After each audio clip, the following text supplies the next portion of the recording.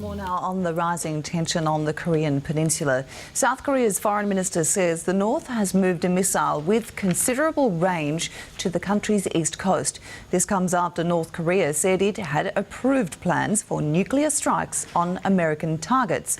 The UN Secretary-General Ban Ki-moon, himself a former South Korean minister, says he is now deeply concerned by the rising tensions in the region. Seoul is a city of 10 million people.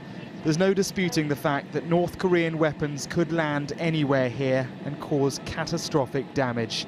It's no wonder then that the world is watching, even if no one's quite sure how seriously to take the threat.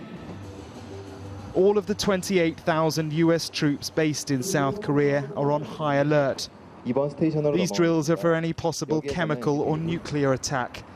And if Kim Jong-un is to be taken at his word, the onslaught could come today or tomorrow. The Kaesong Industrial Zone, a joint north-south factory complex, and the last sign of cooperation remains effectively shut.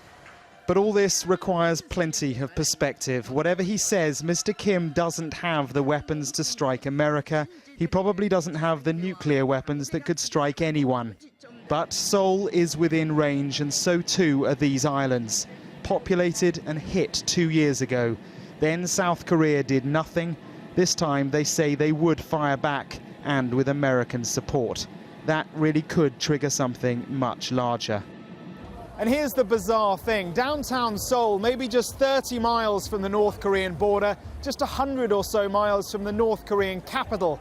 Nuclear war may effectively have been declared today, but here they just don't care. They've heard it all before. Among the throng, 2 students gave us 5 minutes of their time. Jung-Shak Kim is 21. Next week he'll begin his national service as a soldier. If anyone was worried, surely he'd be. Are you worried? Are you scared?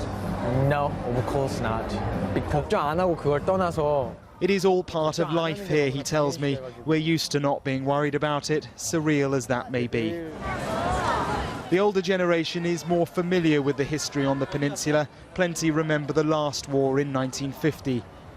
Shi Ryu is a housewife, out walking her dog and unconcerned. For Kim Jong-un, attacking us would be the same as suicide. It would harm both sides. He wouldn't do such a foolish thing. That is what everyone here hopes, but at a political level this remains an uncomfortable game of brinkmanship with plenty at stake. Mark Stone, Sky News in Seoul.